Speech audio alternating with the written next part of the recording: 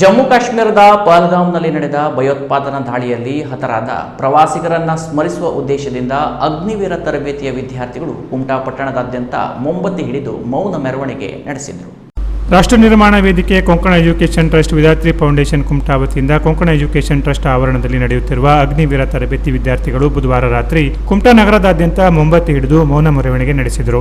ಕಳೆದ ವರ್ಷ ಜಮ್ಮು ಕಾಶ್ಮೀರದ ಪಹಲ್ಗಾಮ್ನಲ್ಲಿ ನಡೆದ ಭಯೋತ್ಪಾದಕ ದಾಳಿಯಲ್ಲಿ ಮೃತಪಟ್ಟ ನಿರ್ದೋಷಿ ಪ್ರವಾಸಿಗರನ್ನು ಸ್ಮರಿಸುವ ಹಾಗೂ ಅವರ ಕುಟುಂಬಗಳ ನೋವಿನಲ್ಲೂ ತಾವು ಭಾಗಿಯಾಗಿರುವ ಸಂದೇಶವನ್ನು ಸಮಾಜಕ್ಕೆ ತಲುಪಿಸುವ ಉದ್ದೇಶದಿಂದ ಈ ಕಾರ್ಯಕ್ರಮವನ್ನು ಆಯೋಜಿಸಲಾಗಿತ್ತು. ಈ ದಾಳಿಯಲ್ಲಿ ಪಾಕಿಸ್ತಾನ ಮೂಲದ ಉಗ್ರರು ಏಕಾಏಕಿ ಗುಂಡಿನ ದಾಳಿ ನಡೆಸಿ 26 ಮಂದಿ ಪ್ರವಾಸಿಗರನ್ನು ಹತ್ಯೆಗೈದಿದ್ದು ಈ ಘಟನೆ ವಿಶ್ವಾದ್ಯಂತ ತೀವ್ರ ಖಂಡನೆಗೆ ಗುರಿಯಾಗಿತ್ತು. ಈ ಮೌನ ಮೆರವಣಿಗೆ ಮಡಿದವರ ಆತ್ಮಕ್ಕೆ ಚಿರಶಾಂತಿ ಕೋರಿ ಪ್ರಾರ್ಥಿಸುವುದರ ಜೊತೆಗೆ ದೇಶದ ಭದ್ರತೆಗೆ ನಿಂತಿರುವ ಭಾರತೀಯ ಸೈನಿಕರಿಗೆ ಇನ್ನಷ್ಟು ಬಲ ಹಾಗೂ ಆತ್ಮಸ್ಥೈರ್ಯ ತುಂಬುವ ದಿಶೆಯಲ್ಲಿ ನಡೆಯಿತು. ದುಃಖದ ನಡುವೆಯೂ ದೇಶಭಕ್ತಿ, ಏಕತೆ ಮತ್ತು ಮಾನವೀಯ ಮೌಲ್ಯಗಳನ್ನು ಜಾಗೃತಿಗೊಳಿಸುವ ಸಂಕಲ್ಪದೊಂದಿಗೆ ಕಾರ್ಯಕ್ರಮ ಅರ್ಥಪೂರ್ಣವಾಗಿ ನೆರವೇರಿತು. ಈ ಸಂದರ್ಭದಲ್ಲಿ ಉಪನ್ಯಾಸಕ ಚಿದಾನಂದ ಭಂಡಾರಿ ಮಾತನಾಡಿ, ಪಹಲ್ಗಾಮ್ ದಾಳಿಯಾಗಿ 1 ವರ್ಷವಾದರೂ ಈ ಸಾವು, ನೋವು, ಕಣ್ಣೀರು ಮತ್ತು ಆಕ್ರಂದನದ ದೃಶ್ಯಗಳು ಇನ್ನೂ ಕಣ್ಮುಂದೆ ತಾಜಾ ಆಗಿವೆ. ಸುಂದರ ಪ್ರವಾಸಿ ತಾಣ ಬೈಸರ್ನಲ್ಲಿ ಸಂತೋಷದಲ್ಲಿದ್ದ ಪ್ರವಾಸಿಗರ ಮೇಲೆ ನಡೆದ ಈ ಅಮಾನುಷ ದಾಳಿ ಮಾನವೀಯ ವಿರುದ್ಧ ಕೃತ್ಯವಾಗಿದೆ ಎಂದರು.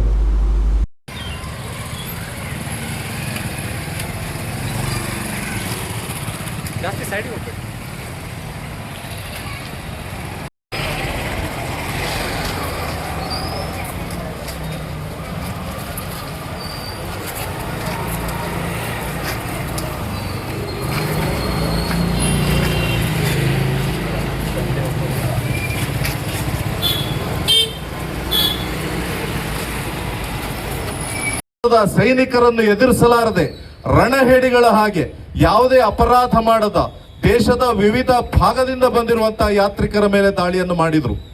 ಆದ್ಮೇಲೆ ಆ ದಿವಸ ಅಲ್ಲಿ ಬಂದಿರುವವರಲ್ಲಿ ಆಗತಾನೆ ವಿವಾಹವಾದಂತಹ, ಇನ್ನು ಕೆಲವೇ ದಿನಗಳಲ್ಲಿ ವಿವಾಹ ಆಗಲಿರುವಂತಹ ಮತ್ತು 2-3 ವರ್ಷಗಳಿಂದ ವಿವಾಹವಾಗಿ ಸಂತಾನ ಪಡೆಯುವಂತಹ ದಂಪತಿಗಳು ಇದ್ರು.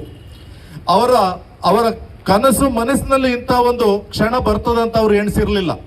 ಒಮ್ಮೆ ಆಲೋಚಿಸಿ ನೋಡಿ, ಆ 26 ಮಂದಿಗಳು ಯಾರು ಇವತ್ತು ಅತ್ಯಂತ ನಿರ್ದಾಕ್ಷಿಣ್ಯವಾಗಿ ಕೊಲ್ಲಲ್ಪಟ್ಟರೋ ಅಂತ ಆ 26 ಮಂದಿಗಳಲ್ಲಿ ಯಾರಾದರೂ ಒಬ್ಬರು ನಮ್ಮ ಕುಟುಂಬದ ಸದಸ್ಯರಾಗಿದ್ದರೆ ಇವತ್ತು ನಾವು ನೆಮ್ಮದಿಯಿಂದ ಇರುತ್ತಿದ್ದೇವೆ.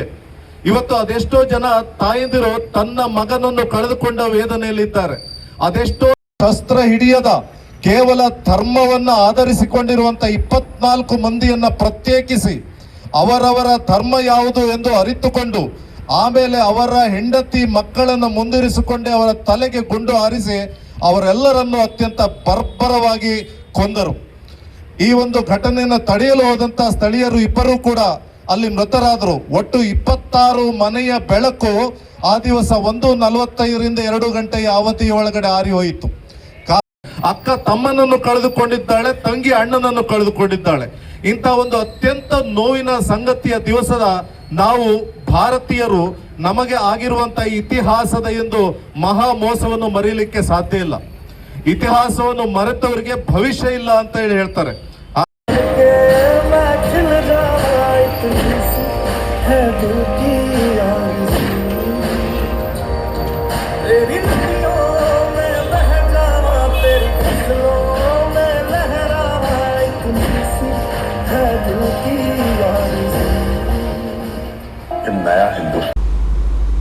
ಮೌನ ಮೆರವಣಿಗೆಯಲ್ಲಿ ಹಾಜರಿದ್ದವರನ್ನು ಕೊಂಕಣ ಎಜುಕೇಷನ್ ಟ್ರಸ್ಟ್ನ ಉಪಾಧ್ಯಕ್ಷ ರಮೇಶ್ ಪ್ರಭು ವಂದಿಸಿದರು. ವಿಧಾತ್ರಿಯ ಗುರುರಾಜ್ ಶೆಟ್ಟಿ, ಮುಖ್ಯೋಪಾಧ್ಯಾಯ ಗಣೇಶ್ ಜೋಶಿ, ನಿವೃತ್ತ ಸೈನಿಕರಾದ ಶಾಂತಾರಾಮ್ ಭಟ್ಕೆರೆ, ಗಿರೀಶ್ ನಾಯ್ಕ್, ಗಜಾನನ್ ನಾಯ್ಕ್, ಗಣೇಶ್ ನಾಯ್ಕ್, ಜಯದೇವ ಬಳಗಂಡಿ ಹಾಗೂ ಇತರರು ಜೊತೆಗೆ ಇದ್ದರು. ಸಾರ್ವಜನಿಕರು ಕಾರ್ಯಕ್ರಮದಲ್ಲಿ ಪಾಲ್ಗೊಂಡರು. ವಿದ್ಯಾರ್ಥಿಗಳು ಪ್ರದರ್ಶಿಸಿದ ಪಹಲ್ಗಾಮ್ ದೃಶ್ಯಾವಳಿ ನೃತ್ಯ ಎಲ್ಲರ ಗಮನ ಸೆಳೆಯಿತು.